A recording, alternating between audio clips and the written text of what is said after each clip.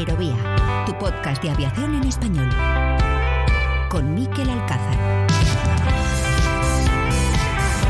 ¿Qué tal? Saludos, ¿cómo están? Sean bienvenidos a Aerovía después de otra semana muy intensa en cuanto a noticias para el sector del transporte aéreo, en la que ha habido varios protagonistas. Uno de ellos ha sido Boeing, el fabricante norteamericano que entregó su primer 737 MAX a Ryanair.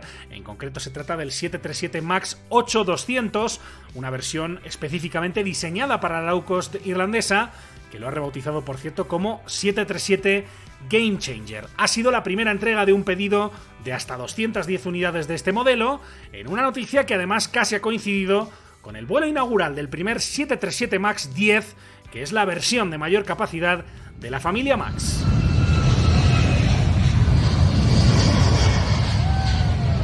Así sonaba ese primer despegue desde Boeing Field, uno de los aeropuertos que la compañía tiene en el estado de Washington, en Estados Unidos.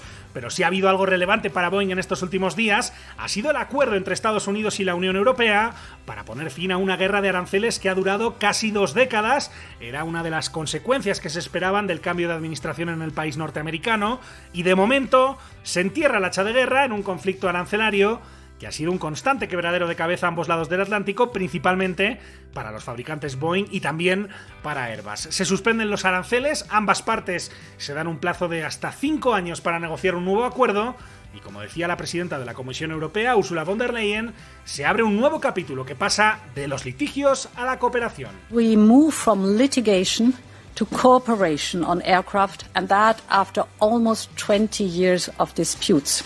Y esa cooperación pasa, inexcusablemente, por hacerle frente de forma conjunta al gran adversario común, a China. La representante comercial de Estados Unidos es Catherine Tai.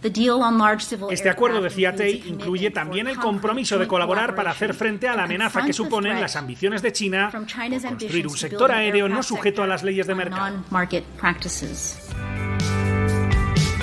Y en esta semana, en la que por cierto oficialmente arranca el verano, seguimos comprobando que poco a poco la pandemia va dando cierta tregua, que el coronavirus, aunque sigue siendo obviamente un tema muy importante, ya no es el asunto omnipresente de la actualidad en el sector. Y esto lo hemos podido ver también recientemente en España, donde se ha podido celebrar con éxito el Campeonato de España de vuelo sin motor en Garray, en Soria, también el de vuelo acrobático, que se dividió entre 2 sedes y que termina por todo lo alto este viernes y sábado en La Caminera, cerca de Valdepeñas, en Ciudad Real. Y también este pasado domingo regresó el Festival Aéreo de Motril, un evento que, como tantos otros, evidentemente tuvo que suspenderse el año pasado y que este año sí ha conseguido salir adelante, aunque adaptándose al contexto de la pandemia. No ha sido seguramente la 15ª edición que esperaban sus organizadores o el público.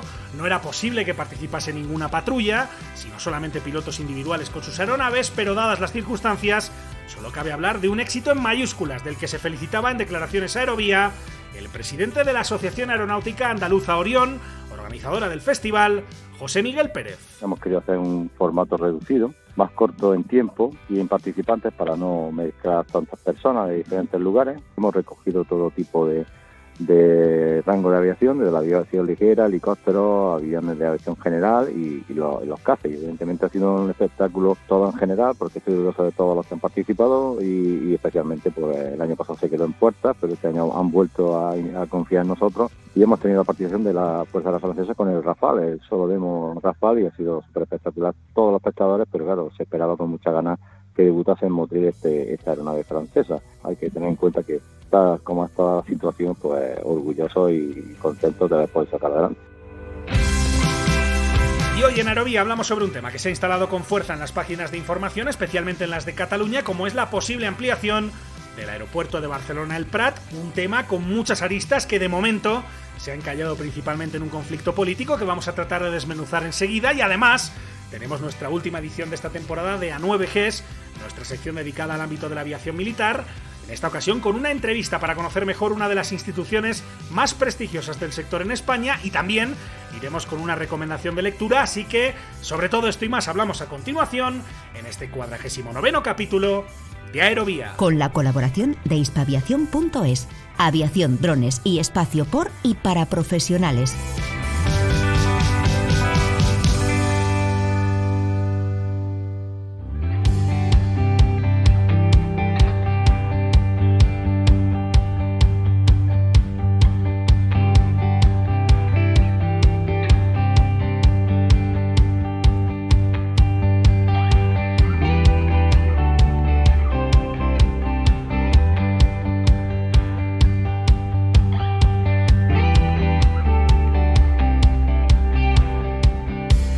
Escuchas Aerovía. El tema se ha colado con fuerza en los medios de comunicación, especialmente en la crónica política, y lo ha hecho pillando por sorpresa a muchos dentro y fuera del sector del transporte aéreo. Hablamos de los planes de la empresa pública AENA de ampliar el aeropuerto de Barcelona El Prat para hacer frente, según alude AENA, a la saturación de esta infraestructura y también atendiendo a las demandas de los empresarios catalanes. Resulta, en todo caso, curioso que en esta ocasión no hablamos de una infraestructura cuya ampliación estén demandando las autoridades catalanas o las barcelonesas, como sí ocurre en otros muchos casos, sino que el tema viene claramente empujado desde Madrid, desde la propia AENA, con apoyo del gobierno central, como se escenificó esta semana pasada en una mesa institucional sobre el futuro del aeropuerto de la capital catalana, donde pudimos escuchar las explicaciones, entre otros, del secretario de Estado de Transportes, Movilidad y Agenda Urbana del Gobierno Central, Pedro Saura. Es importante que la ciudad de Barcelona y su área metropolitana tenga un aeropuerto hub internacional con el máximo de vuelos de largo radio, porque está demostrado empíricamente que eso coadyuva al crecimiento económico de futuro, al crecimiento relacionado con la calidad, con el talento y con la tecnología. Por consiguiente, entendemos desde el Gobierno que esa es una inversión importante para Barcelona y para Cataluña y, como les decía, en los próximos meses hay que tomar decisiones y creemos que es urgente, evidentemente, esa toma de decisión. Seguramente coincidirán conmigo en que lo habitual en estos casos suele ser que las autoridades estén más o menos de acuerdo en la necesidad de llevar a cabo una inversión de esta envergadura. Lo extraño de este caso es que ha desatado un choque institucional a tres bandas en un debate que tiene una vertiente técnica que está pasando desapercibida, una vertiente técnica sobre la que luego daremos algunos apuntes relevantes, y digo que está pasando desapercibida esa vertiente técnica porque la que se está llevando casi toda la atención es la vertiente política, y para poder entenderla mejor hemos invitado a uno de los informadores que está siguiendo este tema desde muy cerca en el día a día. Pau Rodríguez es periodista de la delegación de Barcelona del diario.es y le saludamos ya. Hola Pau, ¿cómo estás? Bienvenido a Aerovía. Hola, buenos días, ¿qué tal? Buenas tardes. Encantado de saludarte, Pau. Muchísimas gracias por tu tiempo, que además me imagino que son días, como siempre, muy, muy ocupados, con muchas cosas pasando allí en la delegación de Barcelona del diario.es. Queríamos un poco explicar lo que está sucediendo alrededor de esta ampliación del aeropuerto del Prat, y te quería preguntar primero un poco si podemos explicar las posturas de los tres grandes actores que tenemos, ¿no? Por un lado, AENA, la empresa pública, que está empujando con mucha fuerza la ampliación. Por otro lado, el Ayuntamiento del Prat encabezando un poco la oposición a que se haga esa ampliación, y en el medio me imagino que un poco viéndolas venir el gobierno de la Generalitat de Cataluña, ¿no? Claro, esto empezó, la propuesta se retomó por parte de AENA, o se planteó por primera vez por parte de AENA justo antes de la pandemia, con lo cual parece que queda muy lejos, no hace tanto. Y fue de una forma un poco extraña, emergió porque los ayuntamientos de la zona, el del Prat especialmente, pero otros afectados por las posibles ampliaciones del Prat, mantuvieron reuniones a propuesta de AENA en las que se les empezó a plantear esta necesidad de ampliar la tercera pista. Esto se empezó a publicar en prensa, y ahí es cuando empezamos a ver que AENA tenía intención de ampliar la tercera pista, algo que el anterior gobierno central, el del PP, cuando controlaba la empresa pública de AENA, pues no tenía en su proyecto principal de ampliación de la capacidad aeroportuaria de Cataluña, porque su apuesta en aquel momento no era ampliar el Prat, sino que Girona y Reus, que son los dos aeropuertos más cercanos a Barcelona y de menor capacidad, pues hicieran las veces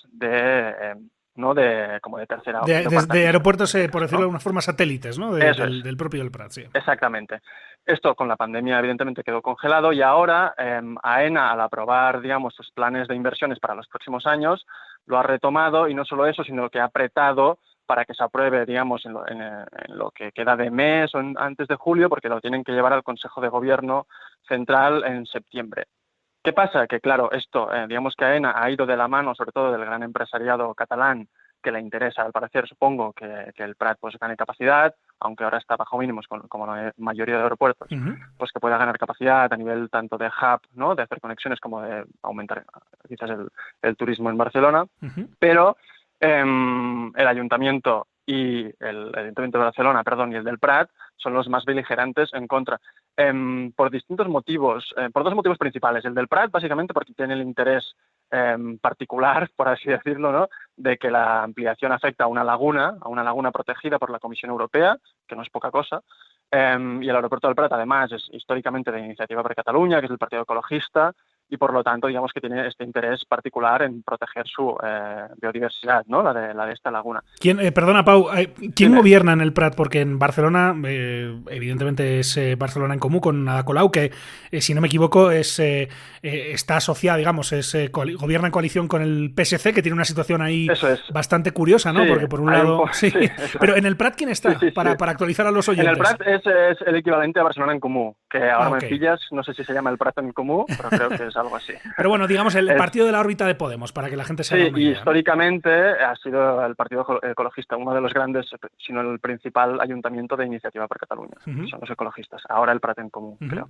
Entonces, y como decía, el Ayuntamiento de Barcelona, más allá de defender también la biodiversidad y el espacio protegido de la Ricarda, también ha adoptado y está intentando abanderar el discurso de la lucha contra, digamos, la emergencia climática, ¿no? Y en la, no sé si reducción de la capacidad del aeropuerto, pero sí de sus emisiones, y por lo tanto de replantear según qué vuelos de corto radio, que es algo que se está planteando en otros países europeos, ¿no?, para que puedan quizás utilizar alternativas ferroviarias y reducir las emisiones.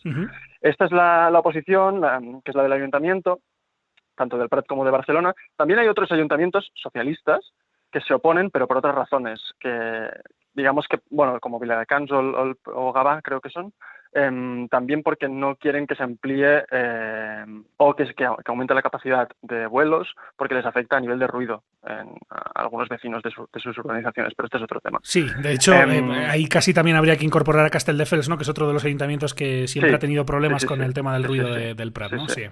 Y aquí en medio, digamos, está el gobierno de la Generalitat, ¿verdad? Esto resulta muy curioso porque, digamos que históricamente, la reivindicación de la Generalitat, sobre todo de Convergència, ¿no?, que era el partido nacionalista catalán y defensor de los grandes empresarios en su día, catalanes, pues siempre ha defendido que se aumentara o que se ampliara el Prat, que ganara potencia, que pudiera competir con Barajas, ¿no? Siempre acusaban al gobierno español de, digamos, que hacer las inversiones preferentes en Barajas y no en Barcelona, de perjudicar Barcelona, y ahora han cambiado un poco las tornas y la Generalitat ahora mismo, digamos que el anterior consejero, ahora ha cambiado el gobierno, para quien no lo sepa, ha cambiado hace un escaso mes. Sí. El anterior consejero responsable de infraestructuras era muy reacio a esta ampliación y el de ahora se pone un poco de perfil y lo que han decidido, una forma un poco de consenso, es hacer una tabla institucional y técnica en la que discutir esto, porque tampoco quieren aparecer como los que han rechazado una gran inversión, ¿no?, en infraestructuras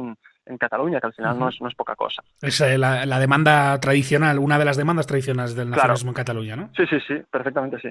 Entonces, claro, aquí el tema es que AENA sabe que para hacer la ampliación podemos debatir mucho sobre si es necesario o no, sobre las posiciones políticas, pero hay una cuestión meramente técnica por la que hay que pasar, que es que la Comisión Europea tiene que avalar esta ampliación porque afecta a un espacio protegido, que es la Laguna de la Ricarda, que es de la Red Natura 2000, y que, digamos, que para desafectar su protección, la Comisión Europea tiene que dar su ok.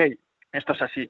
Y desde AENA, digamos que tienen la sensación o intuyen que para tener el ok de la Comisión Europea, que es bastante estricta en estas cuestiones, qué menos que ir de la mano de la Generalitat, que es quien tiene la competencia en Cataluña en temas de medio ambiente. Es decir, si es el responsable de medio ambiente en Cataluña te dice que adelante con la ampliación, pues igual Bruselas solo menciona con mejores ojos. Claro, porque aquí, si no recuerdo mal, en la última ampliación, cuando se construye la actual Terminal 1 del aeropuerto del Prat, ya estaba contemplada la creación de esa Terminal 1 satélite, donde está ahora mismo la torre de control. En aquel momento pues estalla la crisis financiera de 2008, la crisis de deuda, aquello queda enterrado.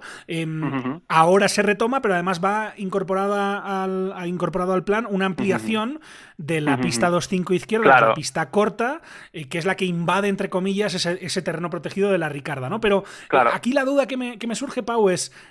¿Hay consenso en Cataluña a la hora de la necesidad de ampliar el aeropuerto? Es decir, ¿están de acuerdo los agentes sociales, los partidos políticos, de que el Prat se ha quedado o se va a quedar de alguna forma pequeño? Yo creo que no lo hay.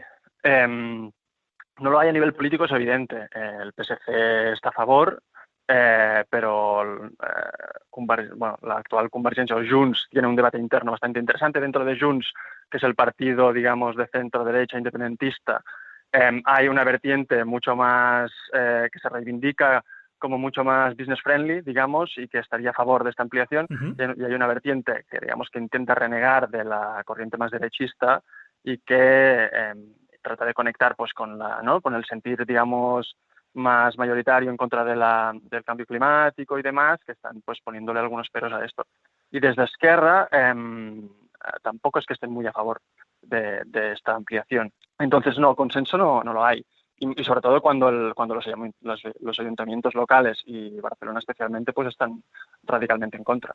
Aquí hay un protagonista, evidentemente, que no lo hemos mencionado todavía, pero que iba a salir desde luego en esta conversación, Pau, que es Maurici Lucena, ¿no? El actual máximo dirigente de AENA, de la empresa pública, que fue portavoz del Grupo Parlamentario Socialista en el Parlamento de Cataluña, que iba a ser, y eso se anunció y fue una sorpresa en el sector, el vicepresidente del Govern, si hubiera salido adelante Salvador Illa como candidato elegido para presidir la Generalitat.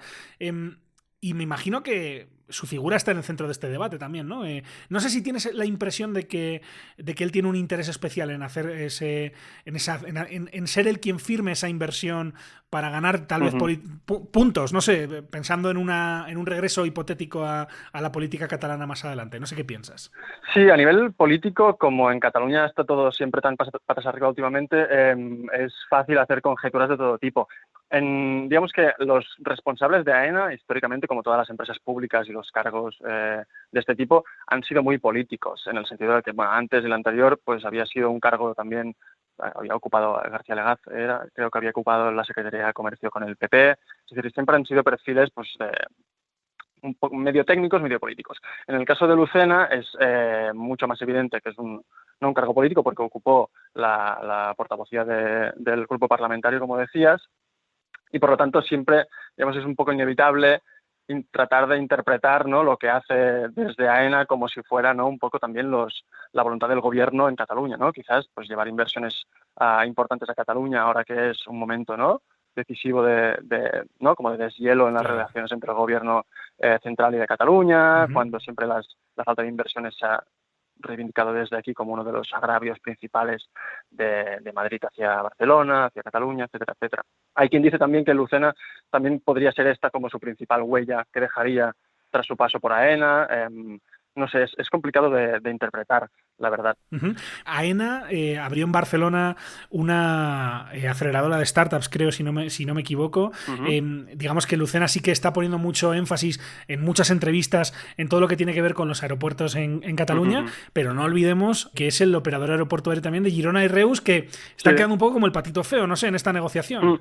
Sí, de hecho desde Girona y desde Reus están como bastante...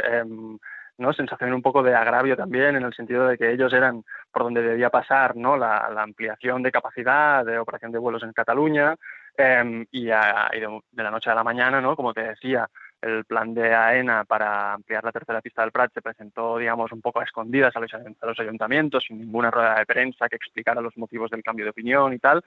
Y sí, hay el debate técnico, ¿no?, de si realmente Girona y Reus pueden ser no sé si llamarla la cuarta pista de Barcelona, en el sentido de que al estar tan alejados y no tener todavía buenas conexiones con Barcelona, quizás no serían suficientemente eficientes para ser hub, ¿no?, de conexión de según qué vuelos. Digamos que el debate técnico está ahí.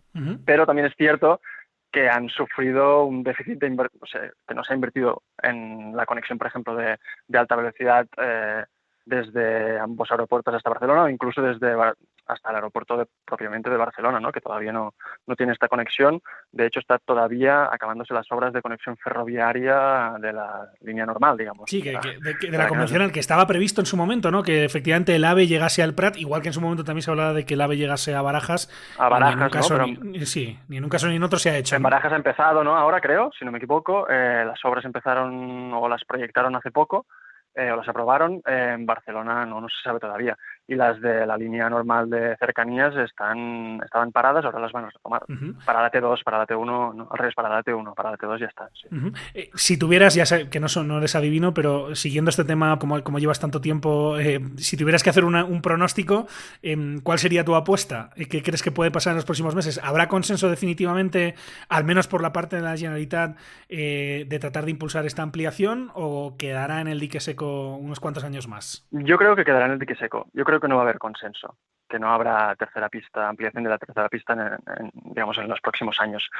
En la Generalitat, como decías, está un poco de perfil, en el sentido de que no se quiere mojar demasiado.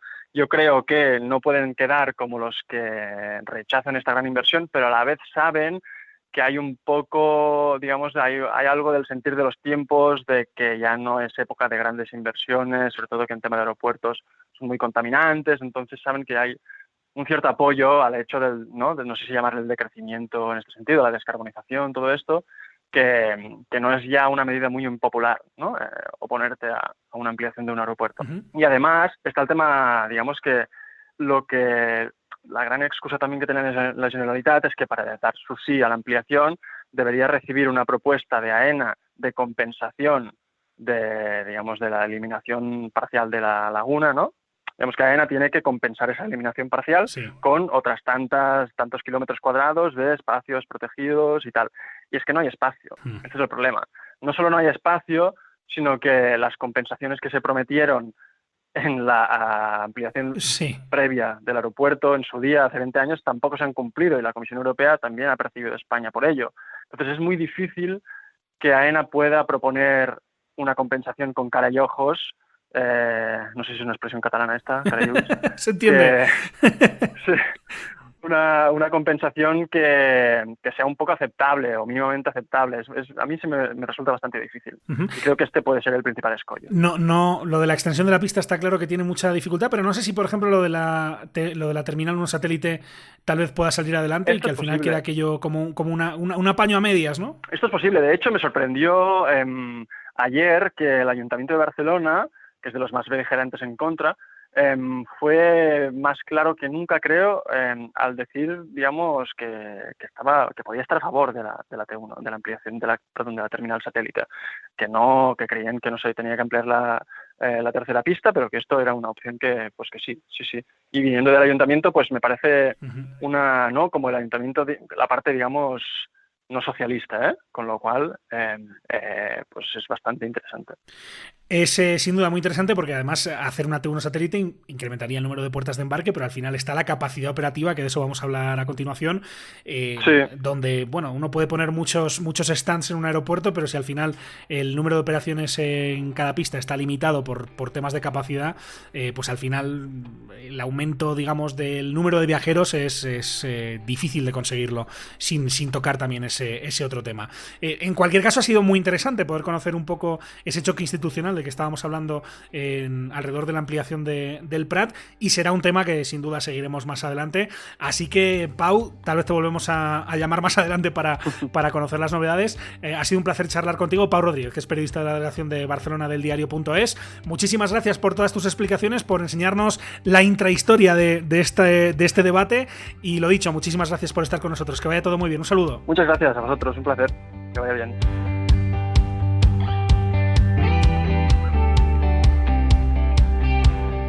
Es el escenario político en el que se está discutiendo esta posible ampliación, un debate en el que lamentablemente apenas se le está concediendo importancia a los aspectos técnicos de los planes que ha hecho públicos AENA. Recuerden que esta ampliación consistiría principalmente en construir la Terminal 1 satélite en la zona situada frente a la T1 actual, donde está la icónica torre de control del Prat, lo que tendría como consecuencia que el aeropuerto incorporase nuevas puertas de embarque donde ahora mismo no hay absolutamente nada. Ahora bien, de poco o nada sirve construir más puertas de embarque si existe saturación en el uso de las pistas. Es decir, de nada serviría tener más estacionamientos si al final el número de aviones que pueden entrar o salir de Barcelona no cambia. Y es aquí donde aparece el otro gran punto de esta ampliación, que consistiría en extender la pista 25 izquierda, 07 derecha. Recuerden que hay 3 pistas en Barcelona, 2 son paralelas, las 2507, y una las cruza, que es la 0220.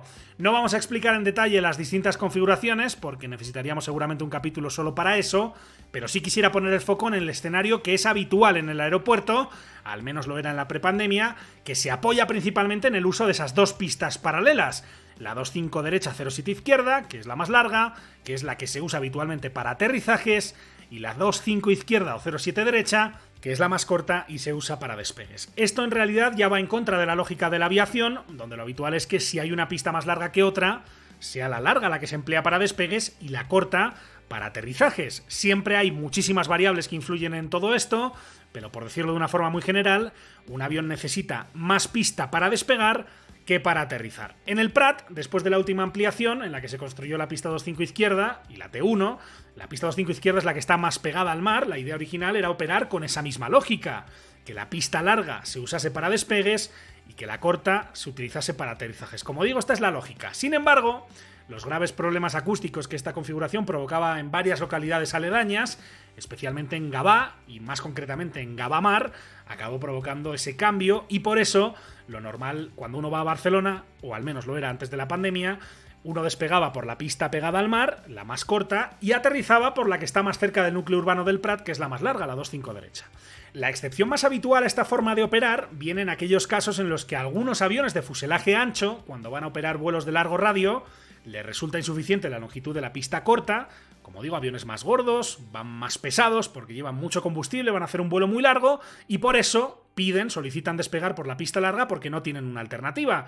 Esta situación se da, por ejemplo, con algunos vuelos de los que cruzan el Océano Atlántico, aunque cada vez son menos, porque a medida que la flota de las aerolíneas va rejuveneciendo, los nuevos aviones cada vez tienen menos estas dificultades. Y es aquí donde aparece la medida que propone AENA, la de ampliar la 25 izquierda, la pista corta, para evitar que esos aviones deban cambiar a la pista larga, a la otra pista, y con ello ralentizar el flujo de llegadas, porque obviamente cuando un avión pesado solicita ir a la otra pista, los controladores aéreos deben dejar más espacio entre las llegadas, deben dejar un intervalo entre las arribadas, para dar tiempo a que el avión pesado despegue desde la pista que no sería la habitual para su maniobra de despegue. Esto, evidentemente, ocurre en pocas ocasiones al cabo de un día entero y por eso cabe preguntarse si tiene sentido realizar una obra tan grande como la que está planteada, cargarse la Laguna de la Ricarda, si el único beneficio práctico sería ese que puede considerarse un beneficio marginal. Y digo que este sería el único beneficio práctico, según fuentes consultadas por Aerovía, un beneficio sin duda marginal,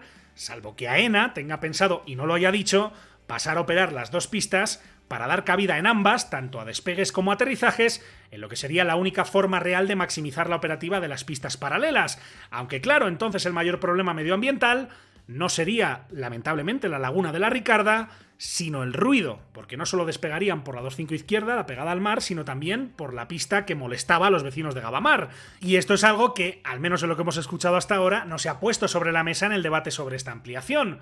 Para que los controladores aéreos realmente puedan incrementar el uso de las 2 pistas, lo óptimo sería usar ambas para despegues y aterrizajes, intercalando ambas maniobras, pero ello obviamente provocaría ruido en las zonas aledañas, lo que ya ha hecho al traste, como decía antes, los planes iniciales de la ampliación de hace 2 décadas. De hecho, no olvidemos que actualmente en los despegues por la pista corta, los aviones hacen un viraje hacia el mar nada más despegar, precisamente por lo mismo, por un tema de abatimiento del ruido. Y esto, que es otro de los muchos limitantes que tiene el aeropuerto del Prat para aumentar su capacidad operativa, tampoco se está contando. Así que la pregunta que nos podemos hacer, la pregunta que cabe hacerse, es por qué este tema no está sobre la mesa, por qué no forma parte de este debate. Y uno puede pensar que seguramente los políticos o sus asesores no están al tanto de que el ruido, quizá tanto como la geografía, el ruido es el factor principal que impide a día de hoy e impedirá que el aeropuerto del Prat saque realmente el máximo partido a sus pistas. Y parece absurdo que se esté discutiendo una inversión millonaria como esta sin explicarle a todo el mundo cuáles serían las consecuencias reales de esta ampliación, porque de lo contrario nos volveríamos a encontrar con una obra gigantesca que no termina de dar los beneficios esperados y eso solo conduce a la frustración. Y si me lo permiten, No parece que esté ahora mismo la cosa en España y especialmente en Cataluña como para incrementar la frustración. Así que solo nos queda esperar que la mesa técnica que se ha anunciado entre las instituciones sea la que se lleve a partir de ahora los titulares, que el debate se centre en esto y no en lo político, y que allí podamos escuchar a los profesionales del sector, que son los que mejor pueden guiar esta conversación. Para este capítulo solo ha sido posible hacerlo off the record y esperamos que la próxima temporada, a partir de septiembre, aquí en Aerovía podamos ahondar sobre este tema escuchando a los verdaderos protagonistas, que son los profesionales del sector del transporte aéreo. Seguimos con más aquí en Aerovía.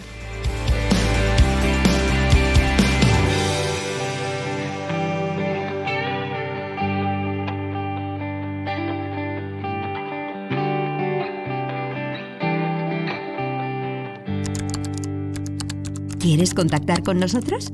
Escríbenos a info@aerovia.net.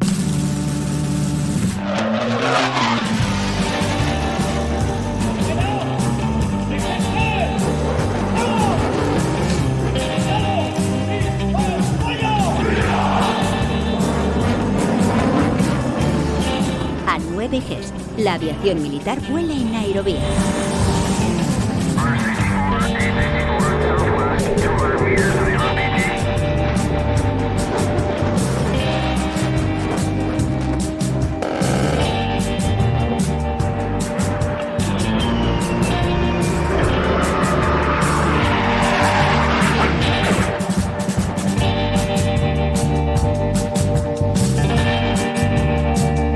Esta es la sintonía, ya la conocen, de A9G, es nuestra sección dedicada a la aviación militar aquí en Aerovía, donde en cada edición contamos con la participación de Luis Martín Crespo de Hispaviación, a quien saludamos ya. Hola Luis, ¿cómo estás? Bienvenido a Aerovía. Hola Miquel, muy buenas. Encantado de saludarte, Luis. Hoy empezamos hablando de una institución señora de la aviación en España, una institución que tiene mucho reconocimiento, además de mucho historial, como decía, en el sector, como es el CIMA, que le va a sonar seguro a mucha gente que nos esté escuchando. Sí, efectivamente, esta semana traemos al Centro de Instrucción de Medicina Aeroespacial, que está con su sede en Torrejón, al lado de la base aérea de Torrejón, en Madrid, y desde luego, con lo que tú dices, es una señora institución dentro de la aviación, ya no solamente militar, sino también civil. ¿Y quién mejor para hablarnos del CIMA, del Centro de Instrucción de Medicina Aeroespacial, que su directora? Saludamos a la coronel médico María Rosa García Toledano. Coronel García Toledano, ¿cómo está? Bienvenida a Aerovía. Muchas gracias, muy bien. Encantado de saludarle. Hablamos de una institución, el CIMA, que tiene, y se dice pronto, casi 80 años de historia, ¿no? Como tal, como CIMA, a punto de cumplir esos 80 años. Y es una institución que tiene una gran importancia en el ecosistema aeronáutico en España. No sé si cuando se sienta al frente de esta institución eso también lo percibe un poco, cuando interactúa con otra gente del sector. Pues sí, claro. Además nosotros somos el centro militar único en España. Es centro de referencia, de reconocimientos, de entrenamiento y de formación en muchos cursos. Entonces, sí, somos conscientes, soy consciente en este caso de nuestra importancia, todo el personal. Usted es médico, es cirujana también y es especialista en oftalmología, es la oftalmóloga del CIMA de hecho, que es curiosamente una especialidad que en el ámbito aeronáutico pues tiene una importancia muy grande, ¿no? Y sabemos de pues muchos profesionales que tienen que tener mucho cuidado con ese ámbito, ¿no? Porque es crucial para el ejercicio de profesiones como piloto, controlador aéreo, etcétera, ¿no? Pues sí, de hecho en el ámbito aeronáutico se dice, la gente estudiosa de los temas de la información, dicen que hasta el 80% de los estímulos o de la información que recibe en el medio aeronáutico, tanto un piloto como un controlador, vienen por vía visual. O sea que el sistema visual es muy importante. Sí. Perdona que haga una pequeña precisión. Soy la directora, pero he sido la oftalmóloga, pero no soy la oftalmóloga ahora. Tenemos un oftalmólogo aparte del director. Lo que pasa es que hay veces que yo también hago de oftalmóloga cuando la persona que hace las revisiones de oftalmología no está. De acuerdo, es una precisión importante, obviamente, porque supongo que, además, obviamente, dirigir una institución así, que por cierto, ¿cuánta gente tiene a su cargo? Porque me imagino que es muy demandante, ¿no? Pues sí, el centro la verdad es que no es muy grande. Es un centro con 57 personas, somos 57 profesionales los que trabajamos. Es pequeño, pero es personal muy especializado. Así que todos tenemos varias tareas, además de hacer los reconocimientos, hacemos los entrenamientos, realizamos la docencia, los cursos y también la investigación. O sea, que somos un personal especializado y que realiza múltiples tareas dentro del centro. Sí. Son también muy polivalentes. ¿Cómo se llega a ser directora de una institución tan importante? En su caso, ha pasado por diferentes destinos, obviamente dentro del Ejército del Aire, y además también ha participado en varias misiones internacionales, ¿verdad? Pues sí, pues como la gran mayoría de los médicos militares del Ejército Español, sí, cada uno ejercemos nuestra especialidad. En mi caso, la oftalmología. He sido médico hospitalario, cirujano durante muchos años y hace 4 años salí destinada al Centro de Instrucción de Medicina Aeroespacial como oftalmólogo y tras 2 años ascendí a coronel y después se quedó vacante la dirección del centro y pensaron en mí. O sea que la dirección del centro es elección de las instituciones militares, de la gente que decide ese tipo de quién realiza esos cargos, ¿no? de responsabilidad. Sí. Claro. Coronel García Toledano, cuando uno viaja a lugares como Afganistán, por ejemplo, donde, si no me equivoco, ha estado en 2 ocasiones, ¿verdad? En 2 misiones, en 2 ocasiones distintas. ¿Qué le aporta tanto desde el ámbito profesional como el personal el estar en un lugar tan de conflicto, donde me imagino que la labor de un médico va mucho más allá de la atención, digamos, a lo que está ocurriendo en una base, por ejemplo, ¿no? Sí, claro. Allí estás en una situación de guerra o es una situación bélica, aunque no entres en conflicto directamente, porque los médicos no entramos en conflicto, pero desde luego la experiencia personal es importantísima. Primero conocer otras culturas y luego realizar misión puramente militar. De las participaciones en misiones internacionales, ¿cuál le ha impactado más? ¿Cuál ha dejado más huella? Sin duda ninguna, Afganistán. ¿Por qué? He estado también en el Líbano, pero la misión de Afganistán es mucho más bélica, sí. Y luego ver la situación en la que estaba la población civil. Realmente era una gran diferencia con la nuestra. No sabemos lo afortunados que somos hasta que no vemos otro tipo de países en los que, además de la pobreza, estaban asolados por la guerra, claro. Desde luego. Luis, preguntas para nuestra invitada en esta edición de A9Gs. Preguntas para la coronel médico García Toledano. Sí, coronel, me gustaría que nos contase un poquito la diferencia que hay entre un examen médico de un piloto militar, por ejemplo, o un piloto civil. ¿Cuáles son las diferencias o dónde estarían los matices de uno y de otro? Pues partiendo de lo básico, en la normativa que aplicamos. La normativa militar es la Orden Ministerial 23/2011 y la normativa civil está dictaminada por los organismos civiles que son AESA, el español, y EASA, el europeo. Entonces, en algunas cosas se parecen y en otras no se parecen. La normativa militar, por término medio, es bastante más exigente en cuanto a visión, en cuanto a agudeza visual y ciertas enfermedades que en el ejército no se admiten para ser piloto. Sí, justo es que le quería preguntar si nos podía poner algún ejemplo práctico, ¿no? De, por ejemplo, esas enfermedades que un piloto civil pues puede lidiar con ellas, pero un piloto militar se vería incapacitado para ejercer su labor. Más que enfermedades, vamos a empezar por lo muy sencillo. Por ejemplo, miopía. Cuando un chico joven o una chica joven quiere ser piloto militar, no puede tener nada de miopía y se admite un poquito de astigmatismo e hipermetropía hasta 2 dioptrías. Y sin embargo, en el medio civil se admite pues cualquier tipo de graduación mientras el aspirante a piloto vea bien. Hay luego enfermedades específicas, como por ejemplo el queratocono, pues que en el ámbito militar no se admite ningún grado, en el ámbito civil sí. En el ámbito militar, por ejemplo, no admitimos la cirugía refractiva. En el ámbito civil se admite la cirugía refractiva. Y así muchas otras cosas. En el caso de los controladores aéreos es también diferente, el estándar que se aplica al civil versus al militar. No, en los controladores aéreos no hay tanta diferencia, efectivamente. Las agudezas visuales también, la visión que tiene una persona, pues es parecida, es similar, sí. es justamente el tema de los reconocimientos médicos, lo diré, del personal de vuelo y también de los controladores aéreos, como estamos diciendo, e incluso de pilotos de aeronaves no tripuladas. Digamos, ese es uno de los grandes ámbitos de actuación, no el único, ahora los vamos a repasar todos, pero digamos que el CIMA, en el ecosistema aeronáutico del que yo hablaba antes, pues también se conoce en parte por esto, ¿no? Porque los reconocimientos médicos al personal aeronáutico se realizan en esas instalaciones, los realizan ustedes. Sí, claro. Nosotros realizamos los reconocimientos médicos de todo el personal dependiente del Ejército. Ejército del Aire, Ejército de Tierra, la Armada y Cuerpos y Fuerzas de Seguridad del Estado, Guardia Civil y también Policía. Hablo de personal aeronáutico, pero también vienen aviación civil, pilotos, controladores, pilotos de drones y tripulantes de aviación civil. Desde que se crearon centros de reconocimiento civiles, ya no viene todo el mundo, pero antiguamente en el CIMA todo el personal civil y militar tenía que pasar por el centro de Arturo Soria. Claro. Efectivamente, como habéis hablado antes del centro de Arturo Soria. Por allí pasaba todo el mundo. Uh-huh. Pero ya no, ya desde la creación de centros civiles, los pilotos y controladores civiles pueden elegir a qué centro van. Uh-huh. Arturo Soria era la mítica, voy a decirlo así, sede del CIMA, que lo estábamos hablando antes fuera de micro, pero hasta 2014, ¿verdad? En aquel momento sí. Usted estaba en el Hospital Central de la Defensa, ¿no? En el Gómez Ulla, y cambia a las nuevas instalaciones que me imagino que fueron también un paso adelante, ¿no? Para el CIMA el pasar a Torrejón a unas instalaciones nuevas en este caso, ¿no? Sí, claro, porque en el antiguo CIMA la parte de reconocimientos estaba bien, pero la parte de entrenamiento aeromédico era muy pequeña. Al trasladarnos a Torrejón y el centro es el más grande, se han comprado nuevos entrenamientos y entonces la parte de entrenamiento se ha potenciado muchísimo. Ese es el otro de los grandes ámbitos de actuación del CIMA.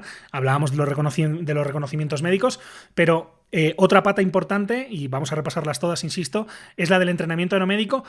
Para quien no sepa en qué consiste esto, ¿cómo se lo podemos explicar, coronel? Pues como el medio aeronáutico es un medio hostil para el ser humano, ¿qué es lo que pasa cuando estamos tan arriba? No hay presión, hipobaria, no hay oxígeno, hipoxia, los pilotos se desorientan y entonces hay que entrenar en todas estas condicionantes que tenemos a los pilotos.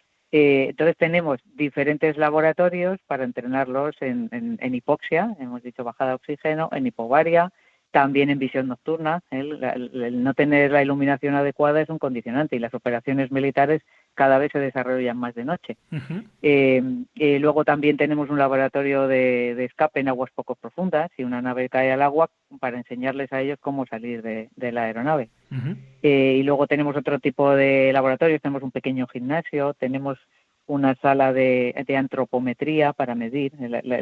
El peso es importante en el personal aeronáutico, mantener una adecuada forma física. Tenemos un pequeño gimnasio y luego también tenemos un laboratorio de ergonomía en el que realizamos mediciones, por ejemplo, de la motilidad del cuello y de la espalda, muy importante en pilotos también. Uh-huh. Por preguntarle por un caso en particular, que yo creo que además a cualquiera más o menos se le ocurre lo que se puede llegar a sentir. Digo entre comillas, ¿no? Porque lo mejor es no sentirlo nunca, pero cuando hablamos, por ejemplo, de hipoxia, ¿cómo se entrena eso en la Tierra? ¿Qué tipo de entrenamiento se puede hacer sobre ese ámbito? Pues tenemos dos tipos de entrenamiento. En la cámara hipobárica, en la cual, además de bajada de presión, sometemos a los que se someten al entrenamiento a concentraciones bajas de oxígeno, nunca peligrosas para su salud, por supuesto. Pero lo que nos interesa es entrenarles no cuando se quedan sin oxígeno, porque cuando se quedan sin oxígeno es una condición muy grave, sino bajadas de oxígeno pequeñas en las que el piloto a lo mejor no se da cuenta, pero sin embargo su tiempo de reacción y sus condiciones no están al 100%. Claro. Entonces, queremos entrenarles para que ellos reconozcan esa situación de hipoxia y entonces o desciendan. Tenemos dos formas de controlar eso, o bien dándose cuenta que la máscara no funciona, el oxígeno, o poniéndose oxígeno, o bien descendiendo, claro, a una altitud inferior. Pero lo que intentamos sobre todo es eso, que reconozcan los signos de hipoxia. Uh-huh. Me imagino, igual es una pregunta absurda para alguien que no viene del mundo de la medicina, pero me imagino que eso se puede entrenar hasta cierto punto, ¿no? Y con una serie de no sé si habrá limitaciones también de cuántas veces se puede pasar al cuerpo por ese tipo de procesos. ¿Cómo se hace esto para que no haya un perjuicio, digamos, a la persona que se está sometiendo a ese entrenamiento? No, nunca. Ya digo que eso se establece con máxima seguridad. Entonces, no, ellos, por ejemplo, les ponemos en situación les bajamos un poco el oxígeno dentro de lo que siempre, con condiciones de seguridad, y les ponemos algunas pruebas cognitivas o de reflejos, y entonces les hacemos ver qué es lo que se siente cuando ellos no están en plenas condiciones. Uh-huh. Que me imagino que es algo similar a cuando llegas a un sitio con una cierta altura, ¿no? ¿También? Sí, muy parecido, claro. Tener en cuenta que el pilotar un avión en condiciones de baja presión de oxígeno es como subir a una montaña muy alta. De hecho, hay empresas que los aparatos en lo que tenemos nosotros para entrenarnos se parecen a algunos aparatos que usan la gente que va a subir montañas. Curioso.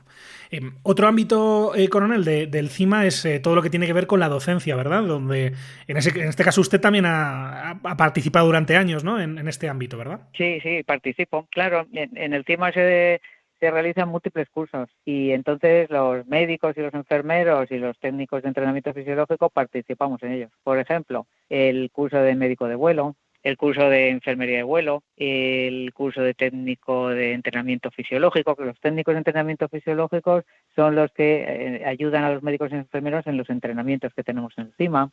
Por ejemplo, participamos en el curso de seguridad de vuelo, cursos de civiles, de examinador aéreo, tanto el básico como el avanzado. Tenemos un curso de psicología también aeronáutica, y luego participamos en cursos también con países extranjeros. Hay un grupo que se llama European Aid Group, el EAG, en el que se hacen cursos en varios países de Europa, y nosotros somos una de las sedes también. Uh-huh. Y vienen médicos de varios países de Europa. Uh-huh. Voy a dejar que Luis le pregunte por el otro gran ámbito de actuación del CIMA, que quizá es un poco más desconocido. Luis, cuando quieras. Sí, coronel, también nos gustaría que nos contase un poco sobre la participación del CIMA en la investigación de accidentes aéreos. Sí, pues tenemos una teniente coronel, la teniente coronel Puente, que es vocal de la Comisión de Investigación de Accidentes Aéreos militar, que se llama CITAM, con dos M's. Entonces ella es vocal permanente, y siempre en la investigación de accidentes aéreos es importante que haya un médico, un perito médico. Entonces ella es la que participa en todas las investigaciones de accidentes militares. ¿Sí? Uh-huh. Me imagino, porque ahí hay todo tipo de factores, ¿no?, que pueden influir en un accidente, que tienen que ver con la parte médica. Pues es muy importante, porque como bien sabéis, los accidentes aéreos en la actualidad, el factor humano es el más importante. Cuando se creó la aviación, la mecánica era importante en los accidentes. Los accidentes se producían casi todo por factores mecánicos, pero ahora no, ahora es el factor humano el más importante. Uh-huh. El próximo año, para ir cerrando ya la entrevista, coronel, el CIMA cumple 80 años, que como digo, parece mentira, ¿no? Que son 8 décadas, es mucho tiempo, es una institución con mucha historia en España. ¿Cuál diría que es ahora mismo el mayor desafío que tiene ante sí el Centro de Instrucción de Medicina Aeroespacial? Pues el Centro de Instrucción de Medicina Aeroespacial, el crecer. Por ejemplo, se le está dando ahora mucha importancia al espacio. Entonces, uno de nuestros objetivos, además de aumentar algún entrenamiento, como por ejemplo la eyección, yo tengo como objetivo la próxima comprar un sillón de eyección, un entrenamiento en eyección, pues es enfocarnos en el espacio, en la medicina espacial. Uh-huh. Y entonces formar a futuros astronautas y estudiar las alteraciones que se producen en el cuerpo humano en el espacio. Uh-huh. Sabéis que ahora hay una convocatoria para astronautas en la Agencia Espacial Europea. Así es, lo hemos contado aquí en Aerovía, efectivamente, sí. Sí, pues han pasado por nuestro centro gente que quiere entrar en esa convocatoria a realizarse el reconocimiento médico. Hemos tenido muchos aspirantes españoles. Qué interesante. ¿Cómo cuántos, si se puede dar una cifra así? Porque en lo que te podría decir. Se pide... No te podría decir entre 25 y 50, pero el número exacto no lo sé. Ah, muy bien. Porque ¿se pide un reconocimiento médico que específicamente se tiene que hacer en el CIMA o se puede hacer en otros lugares? Se puede hacer en cualquier centro de reconocimiento médico. Ah, de acuerdo. Pero aquí en el CIMA, como somos la casa madre, ten en cuenta que a diferencia de los otros centros que son pequeños y solamente tienen un médico, la mayor parte de ellos, hay algunos otros grandes como nosotros. Por ejemplo, Iberia tiene su propio centro de reconocimiento con especialistas. Uh-huh. Nosotros somos el único que tiene más especialistas. Tenemos otorrinolaringólogo, radiólogo, cardiólogo, tenemos 2 psicólogos, una psiquiatra, una radióloga y una farmacéutica especialista en análisis clínicos, además del oftalmólogo, por supuesto. Y tenemos además 7 especialistas en medicina aeronáutica, medicina aeroespacial, que es la única especialidad que existe en el ejército como tal. En la medicina civil no existe la medicina aeroespacial como especialidad en el MIR, pero en el ejército es el único sitio donde existe la medicina aeroespacial como especialidad. Qué buena señal que tantas personas estén pasando a hacerse ese reconocimiento médico. Ojalá tengamos algún español en la siguiente, o española en la siguiente tanda de astronautas de la Agencia Europea del Espacio. Puede ser que alguno venga del Ejército del Aire, ¿verdad? Pues puede ser. Pues cómo no, en el Ejército del Aire tenemos gente muy bien formada en ese aspecto, así que cualquier persona menor de 50 años y que reúna las condiciones que pide la agencia, pues puede ser, ¿por qué no?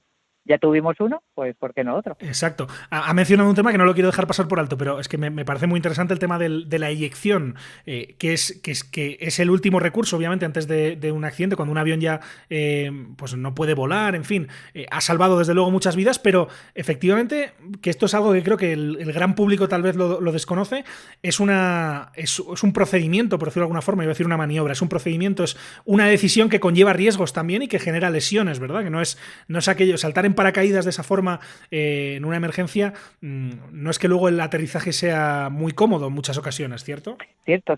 Además, como tú dices, es algo peligroso. Debajo del asiento del piloto hay como una especie de cohete, entonces cuando ellos deciden eyectarse, ¡pum!, pega una mini explosión y el piloto, como bien sabéis, sale disparado hacia arriba. Entonces, es muy importante poner una postura adecuada, que es lo que nosotros entrenamos en el sillón. El sillón tiene 7, es como un eje que tiene 7 metros de altura y entonces les tira para arriba como de una manera explosiva. Y tanto es tan importante la postura del cuello, de la espalda y de las piernas, como la decisión. En los modernos sillones de eyección tienen una especie de simulador, como una especie de pantalla grande, gigante delante, para que ellos vean que van volando, tengan la sensación de volar, y entonces se les pone unas condiciones determinadas, complicaciones, para que ellos tomen la decisión de eyectarse. Y entonces el momento de eyectarse también es importante, no solamente la postura, claro. Y, perdón, desde la ignorancia, ¿cómo se simula eso? ¿Es un asiento que lanza al piloto y luego aterriza sobre una cama? ¿Cómo funciona ese entrenamiento? No, ellos no aterrizan, ellos están sentados en un sillón, que es muy parecido al de un piloto, y entonces lo que se les hace, en un eje suben y bajan, ellos no saltan realmente. De acuerdo. En el entrenamiento, claro. No, yo por eso decía, perdón la ignorancia, porque creo que son cosas que digamos no se conocen, ¿no? Y cómo se entrena eso, pero efectivamente es bueno entrenarlo porque efectivamente conlleva riesgos para la salud de los pilotos, ¿no? Por eso preguntaba. Es sin duda uno de los muchos temas de lo que hace, siempre muy interesante, el Centro de Instrucción de Medicina Aeroespacial, el CIMA, que está a punto de cumplir 80 años y que queríamos conocer mejor en esta entrevista aquí en Aerovía con su directora, con la coronel médico María Rosa García Toledano. Coronel, ha sido un placer enorme poder charlar con usted. Cuando llegue el cumpleaños seguramente podemos hacer algo un poquito más en profundidad y dedicar un capítulo a todo lo que hace el CIMA, que como hemos visto es súper interesante. Muchísimas gracias por estar con nosotros y que vaya todo muy bien. Un saludo. Pues muchas gracias a ustedes, ha sido un placer para mí, de verdad. Un saludo, gracias. Un saludo a todos los oyentes.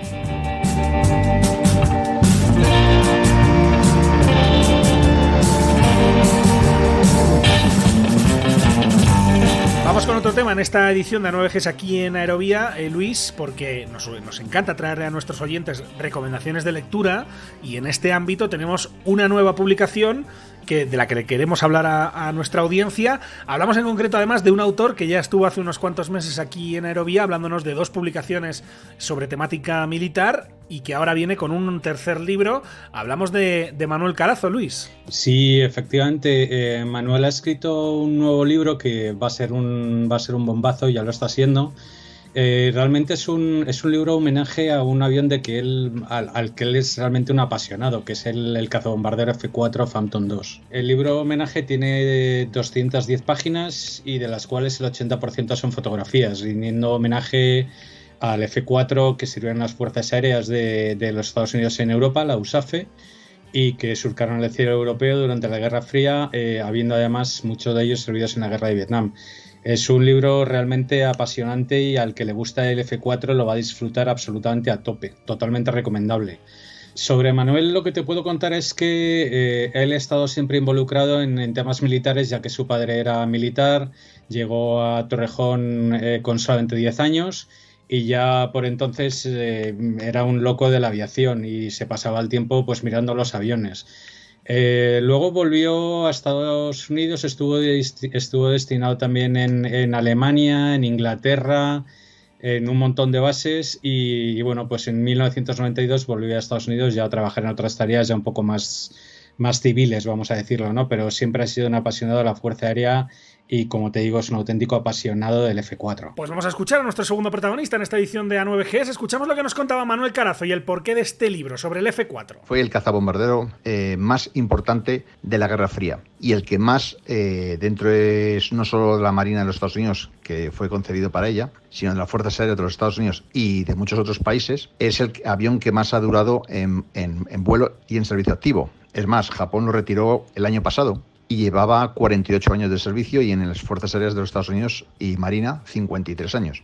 Y ha sido un avión muy versátil. Un libro, lo decías Luis, que tiene muchas fotografías. Sobre esto nos hablaba Manuel Carazo, el autor de esta publicación, sobre el F4. Del Phantom hay muchas cosas escritas. Es verdad que últimamente de este avión hay pocas cosas. Pero lo quería hacer, poner los escuadrones en los que sirvió dentro de las Fuerzas Aéreas de los Estados Unidos en Europa, la USAFE, y sobre todo fotografías. Yo tenía una gran colección de fotografías del F4, pero me dediqué a escribir a fotógrafos profesionales, tanto de la USAFE y también fotógrafos profesionales, sobre todo ingleses, y la verdad es que recibí muchísimas fotografías. Era difícil escoger cuáles eran buenas, porque buenas eran todas, pero para publicación, entonces me empecé a basar en las que más calidad tenían. Pero es verdad que he recibido mucha ayuda para este libro en el tema fotográfico y hay fotografías, algunas me han dicho que incluso inéditas. Además de las fotografías, que nos comentaba Luis que son grandes protagonistas de esta publicación, también hay otro elemento muy interesante, visual, que son las láminas,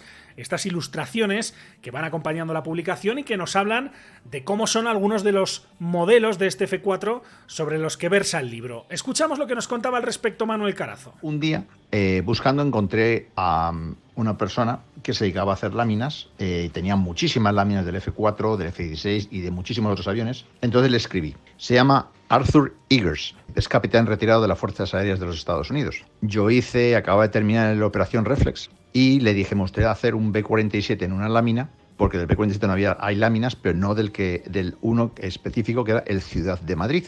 Y entonces él me dijo, no hay ningún problema.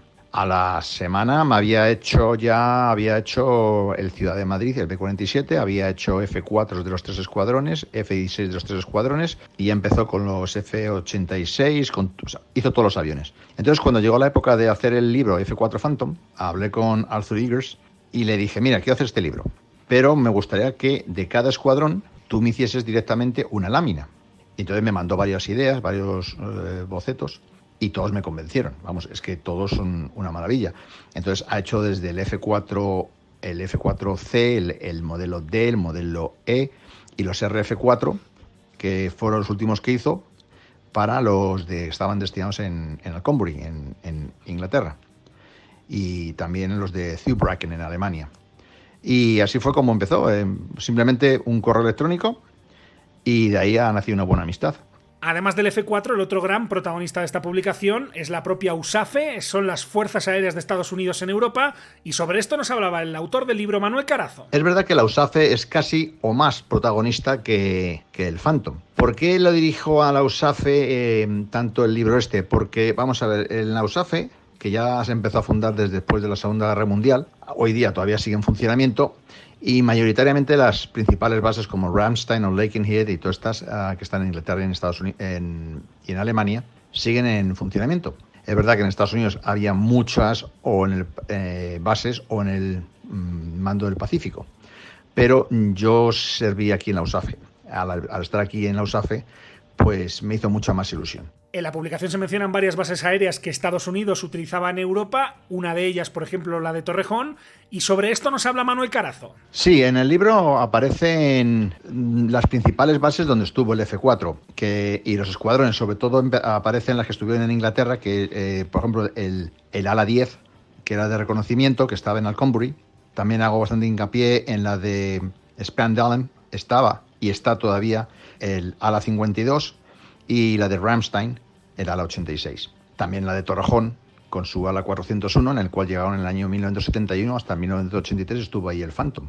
Pues especialmente yo destacaría en las que yo he estado, que fue el ala 401 en Torrejón, el ala 86, pero una que la tengo bastante cariño fue el ala 52, porque ahí estuvieron volando los F-4G hasta el año 1994, incluso participaron en la primera guerra del Golfo, la tormenta del desierto, con los famosos White Whistles que volaban con los F-16 y los F-4G. Son los sonidos de la conversación que teníamos con Manuel Carazo aquí en Aerovía, y no terminamos, Luis, sin, por supuesto, recordar cómo y dónde se puede conseguir esta publicación. Pues mira, el libro lo puedes encontrar a través de Hispaviación. Tienes un banner que te lleva directo a la página de la librería Gaudí, que es un poco la distribuidora de todos los libros de Manuel Carazo. Y ahí lo encuentras directamente y lo puedes comprar directamente online. Pues hasta aquí llega una nueva edición de A9Gs, la sección dedicada a la aviación militar aquí en Aerovía, la última de esta temporada. De todas maneras, no te despido hasta septiembre, Luis, porque la semana que viene tenéis cita a todos los colaboradores de Aerovía para despedir la temporada en este capítulo 50, capítulo especial. Así que nos escuchamos en los próximos días y hablamos la semana que viene. Un abrazo, Luis, gracias. Muy bien, Miquel, un abrazo, hasta luego.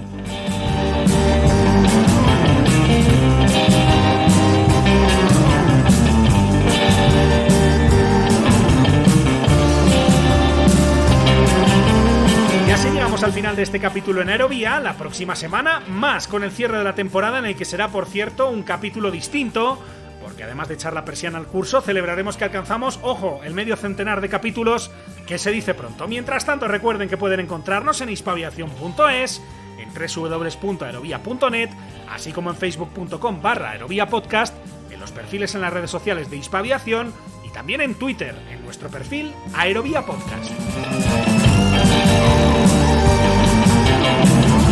Además, como siempre, les invitamos a suscribirse si no lo han hecho ya en cualquiera de las principales plataformas en las que se puede escuchar Aerovía, como Apple Podcast, Spotify, iVoox o TuneIn, donde sus comentarios y valoraciones nos resultan siempre de gran ayuda. Muchísimas gracias por estar ahí y hasta la próxima.